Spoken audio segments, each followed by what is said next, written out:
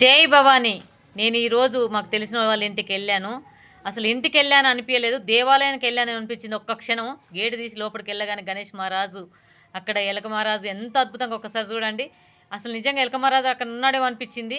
గణేష్ మహారాజు దర్శనం చేసుకుని లోపలికి వెళ్తా అంటే ఒక దేవాలయంలోకి వెళ్ళినట్టు అనిపించింది. ఇల్లు అనిపించలేదు అక్కడ, అంత అద్భుతంగా అలంకరించారు. ఇంకా ఒక కాస్త ఆగండి, ఇంకా మీకు అద్భుతాలు చూపిస్తాను.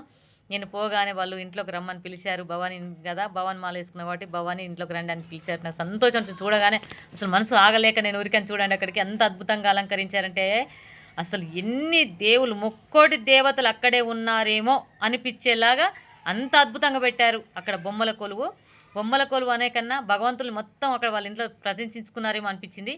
ఆంచెల్ లోపలికి వెళ్తే దుర్గమాతను చూడండి, ఒక రూమ్లో ఆ తల్లి దుర్గమాత అక్కడ ఉందేమో అనిపించింది. ఒక్క క్షణం చూస్తే అసలు అలాగే నిలబడిపోయాను నేను.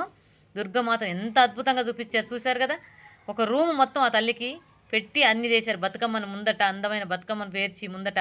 ఇంకా కాస్త మీరు ఇటు తిరిగితే ఉయ్యాల మీద దుర్గమాత చూడండి. అసలు ఆ ఇంట్లో అసలు దేవాలయమేమో అనిపిస్తుంది.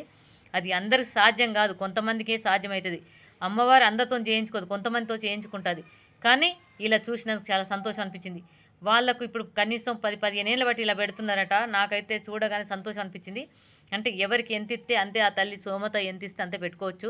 కానీ చూడగానే నాకు సంతోషం అనిపించింది. ఎక్కడంటే ముక్కోటి దేవతలు ఒకే చోట వాళ్ళు పెట్టి చూపిస్తున్నారు మనకు. కానీ చూడడానికి కూడా చాలామంది వస్తున్నారు అక్కడికి. చాలా అద్భుతం అనిపించింది. చూడండి ఒక్కసారి అమ్మవారిని దర్శనం చేసుకోండి. టుంగుటుయ్యాల్లో ఆ తల్లి ఊగుతుంది చూసారా, ఉయ్యాల ఊగుతుంది అమ్మవారు. అద్భుతం. భవానీ తల్లి ఉయ్యాల మీద కూర్చుంది, పులి మీద కూర్చొని సవారు చేస్తూ ఉయ్యాల్లో మనకు దర్శనమిస్తుంది. చూసిన వారికి ఆ తల్లి తోడుగా ఉంటుంది. దుర్గమాత తల్లి కదా, ఇంత అద్భుతం చూసిన వారికి ఆ తల్లి ఎప్పుడు తోడుగా ఉండి కాపాడుతుంది. ఒక్కసారి పైకి చూడండి, నేను ఒక్కొక్క దేవుని ఫోటోలు చూపిస్తాను చూడండి. ఫస్ట్ వినాయకుని చూపించాను, వినాయకుని పెట్టారు అక్కడ. సుబ్రహ్మణ్య స్వామి, స్టార్టింగ్లో సుబ్రహ్మణ్య స్వామి. ప్రతి ఒక్క దేవుని అందరినీ గాంధీతాతో సహా ప్రతి ఒక్క దేవుణ్ణి వాళ్ళు ఏది కాదనకుండా ప్రతి దేవుని కింద నుండి పై వరకు పెట్టారండి. మనం అన్నీ ఒకే దగ్గర చూడడం అన్నది అదృష్టమే కదా. టెంపుల్కి వెళ్తే ప్రతి చోట మనం దర్శనం చేసుకొని వస్తాం, కానీ ఒకే చోట మనం ప్రతి ఒక్క దేవుని దర్శనం చేసుకుంటున్నాం. అసలు ముక్కోటి దేవతలు ఇక్కడే ఉన్నారేమో అన్నట్టు అసలు చూడండి, లక్ష్మీదేవి అన్నీ ప్రతి ఒక్కటి ఎలా పెట్టారు చూసారా.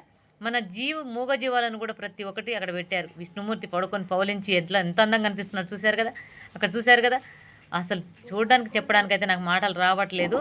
చాలా అద్భుతమైంది. వీడియో మొత్తం చూస్తే మీకు ఆ తల్లి తండ్రులు అందరు కలిసి మనల్ని దీవించినట్టు అనిపిస్తుంది. నాకు అక్కడ టుంగుటుయ్యాల మీద అమ్మవారి మీదకే పోతుంది నా ప్రాణం అంత. ఎందుకంటే అమ్మవారు అద్భుతంగా ఆడ ఉయ్యాలు ఊగుతుందేమో కూర్చొని అనిపిస్తుంది.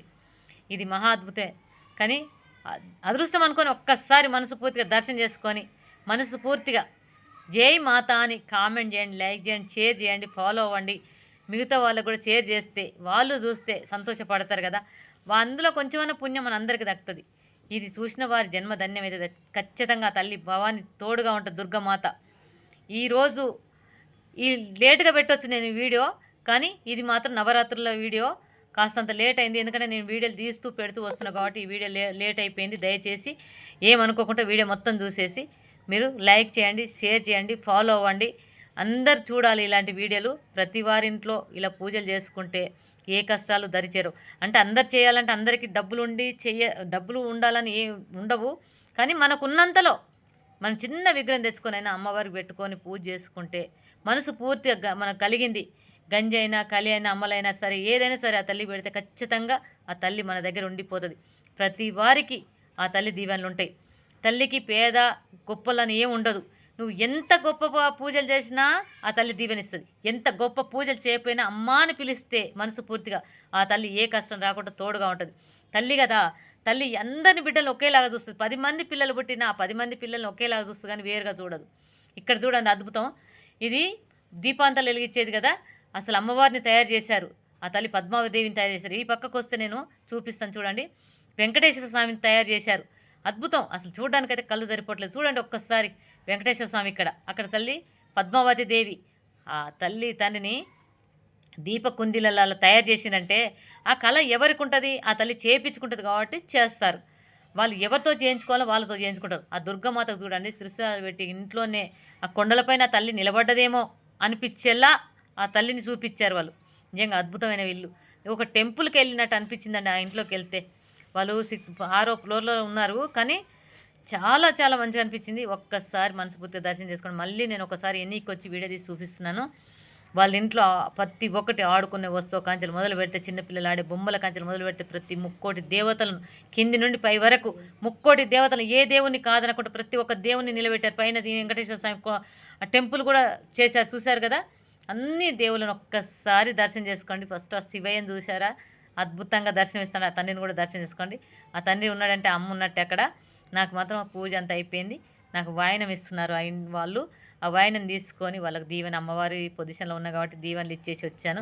చల్లగా ఉండాలి. ఇలాంటి పండుగలు మళ్ళీ మళ్ళీ అందరు చేసుకోవాలి. ప్రతి వారికి ఇలాగే కలగాలి. వాళ్ళు ఇంకా కొంచెం ఇలాగే పెడుతూ ప్రతి సంవత్సరం నిండు నూరేళ్ళు హ్యాపీగా ఉండాలని కోరుకుంటున్నా. పిల్ల పాపలతో సంతోషంగా ఉండాలి ప్రతి వారు. అందరు చూసిన వారు కూడా తల్లి దీవెనలు అందుకుంటారు. మనసు పూర్తిగా దర్శనం చేసుకోండి. ఒక్కసారి అందరు జనాలు వచ్చి చూస్తా అంటే మాత్రం చాలా సంతోషం అనిపిస్తుంది. ప్రతి ఒక్కరు వచ్చి చూస్తున్నారు. ఇంత ఓపిక కూడా ఉండాలి కదా చేయడానికి కూడా. కానీ వాళ్ళకు నిజంగా చేతులెత్తి నమస్కరించవలసిందే. నాకు చాలా సంతోషం అనిపించింది.